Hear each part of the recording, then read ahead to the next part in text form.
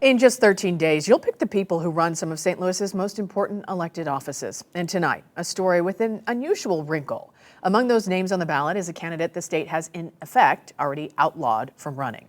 But the governor signed the bill into law after the ballot was already printed.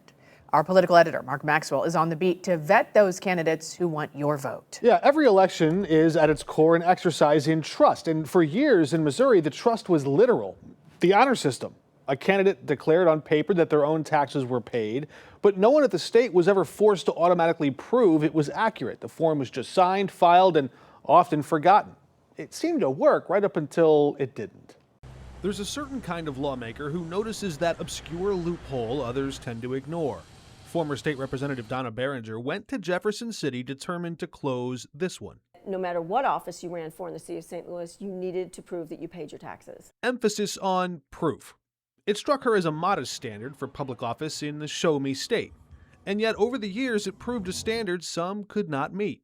It is not hypothetical. The most recent example this summer is Yolanda Yancey, a candidate for Recorder of Deeds. City records show she owed more than $5,000 in taxes on a car and a family home. She's not accused of any crime and says the debt surprised her. She promises to pay it off.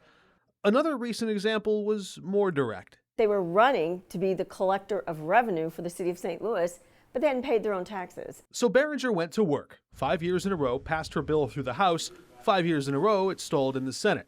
The irony that it finally became law this month, after she had gone, carried on by others who followed behind, and signed by the governor. Too late for this election, though. Yancey filed in March under the old rules. She occupies a limbo the law did not anticipate, making her the last citywide candidate to appear on your ballot with this particular kind of blemish.